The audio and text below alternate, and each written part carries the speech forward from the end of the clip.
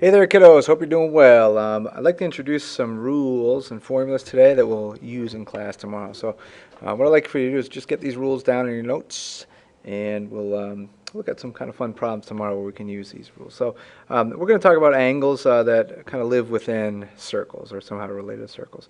The first type of angle is what's called a central angle, right? And what a central angle is, it's an angle whose vertex is the center. It's on center, right? So if we were to create such an angle, all we would have to do is create an angle somewhere here. Here's your vertex, right here at the center, and over there, right? So because the location of the vertex is the center of the circle, we call this, therefore, the central angle, right? And so note that a central angle cuts an arc, right? This is the arc here that it cuts. So what I'm going to do is I'm going to kind of highlight that arc that is cut by that central angle, and we're going to make it how about what color? We'll make it red, and we'll make it nice and thick. Okay, so this central angle here, vertex is the center, cuts this particular minor arc, right? So the relationship between the measure of the angle, central angle, if the central angle is x degrees, then it's the same as the measure of the arc that it cuts, right? So let's make that a little smaller here. So if this central angle happens to be 30 degrees, then the measure of the arc that it cuts is also 30 degrees. Okay, they're the same. Okay, so that's the first rule. So if this angle, the central angle, vertex is the center, if this central angle is 30 degrees, then the measure of this arc is 30 degrees. Okay, they're the same. Okay. The second type of angle, well, we'll call it an inscribed angle. There are a couple more cases we can talk about tomorrow, but an inscribed angle, you know, we've been talking about inscribed triangles, inscribed squares within a circle. So an inscribed angle is just an angle that could look like this. So the vertex of the inscribed angle is on the circle, right? So here's the inscribed angle, and this is where the vertex lies. And so what I'm going to do is note that this inscribed angle, whose vertex is on the circle, note that inscribed angle cuts this arc right here. Okay? And so an inscribed angle, the vertex is on the circle, right, on the circumference of the circle. And if that is the case, then the relationship between the angle measure, this inscribed angle, and the measure of the arc that it cuts. Actually, let me first kind of make that arc, the minor arc really. Let's make it, there we go. So you can see how this inscribed angle cuts this particular arc. Then the relationship there is that the inscribed angle, which we can call x, is really half of the measure of the arc that it cuts. So if the angle is x, then the measure of the arc is really twice that, 2x. Okay? So as an example, I could say that, you know, if this angle here were 30 degrees, then the measure of the arc that is cut by that inscribed angle would be, that's right, 60, right? 30, 60. As opposed to the central angle, where you would have 30 and 30 degrees. Okay? But the way we distinguish a type of angle is by the location of the vertex. Central angle is center. Inscribed angle, the vertex is on. Okay. There are two more cases. This I'll call an internal, and it could look like a lot of different things, but internal angle. Usually it's made of a chord, two chords really. And so what we have in this case is, hold on, we have an angle where the vertex is in the circle, but not on the center. So that could look like, you know, we got a chord here, we got a chord there, here a chord, there a chord, everywhere a chord, chord. And note that the vertex of that particular internal angle is in the circle. It's not, however, the center of the circle, in which case it would be a central angle. But the vertex is in the circle, which makes it what we call an inscribed angle, an internal angle, excuse me. So for this case, the vertex is in the circle. And if that is indeed the case, then the measure of that angle is a little trickier to find because you can note how this particular angle, and they're both the same by the vertical angle theorem, so I'll call that x degrees. Right? Again, so it doesn't really matter that x degrees or that x, they're the same. That's x, that's also x, by the vertical angle theorem. So you can notice that what happens is we cut two arcs. This one right here, and this arc also right here is cut or created by that internal chord angle. So let me see if I can create those two arcs. I'm going to construct that arc. And oops, it did the major arc. Actually, that's not what I want. So I'm going to undo that. I want the minor arc. So let me see if I can try this again. Boom, boom. Construct. Oops, I got to highlight the circle.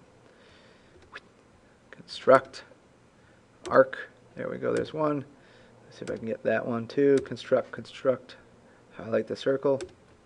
Construct arc. There we go. So you can see how this either of these two vertical angles, which are both the same, created by an internal chord, chord, right? It cuts two arcs, this red one and that red one. And so I'm just going to, for the ease of notation, I'm going to call the measure of that arc A degrees. And let's suppose a measure of this lower second arc, for lack of a better name, we can call it B degrees. B degrees. Right, so what we're able to do here is we're able to find this internal angle, and the rule for this particular internal chord angle is we're going to take the average of the measure of the two intercepted arcs. Right?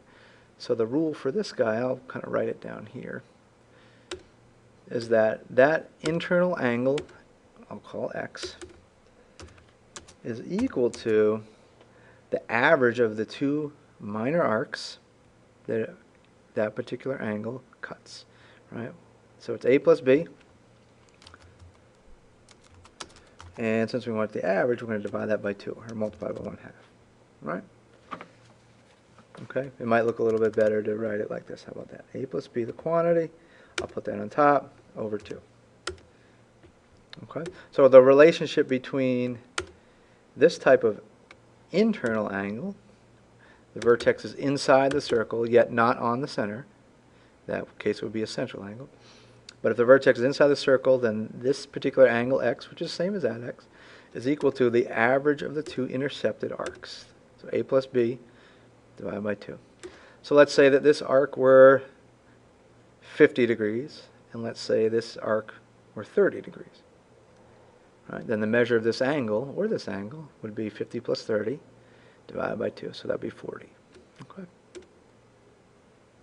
The final case is what I would call an external angle.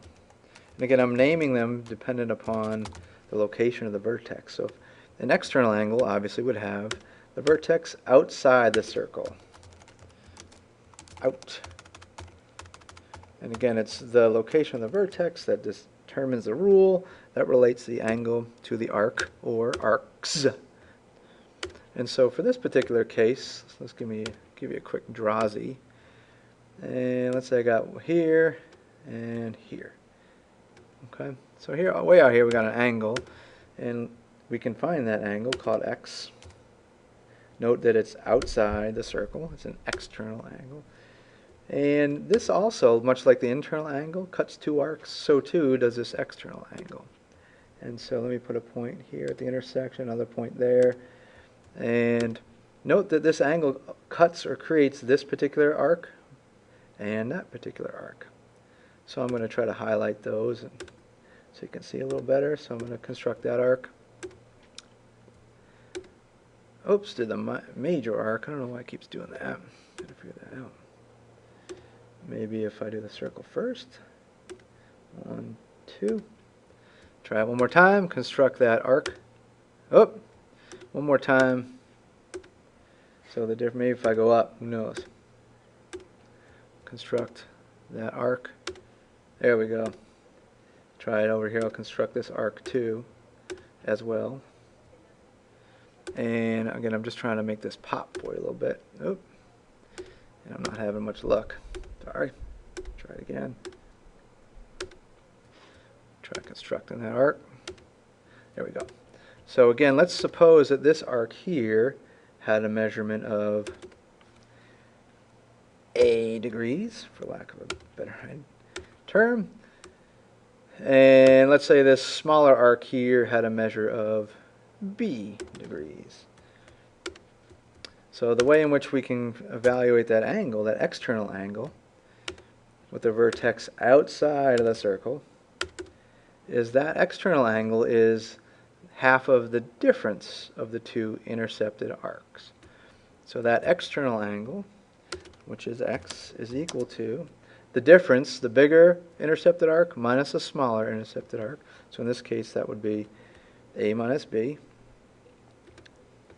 A minus B, and we're going to divide that by 2. Okay. So, comma, for example, comma, if this arc measure were 60 degrees and this arc measure were 30 degrees, then the external angle with the vertex outside of the circle would be half of 60 minus 30, which is half of 30, which would be 15. Okay? So, to summarize, angles have measures, as do arcs. And for each of these 4 cases, for angles that somehow interact with circles, we can evaluate the relationship between the angle and the arc. The angle and the arc. The angle and the arcs. The angle here and the arcs. So it's a location of the vertex that determines the rule.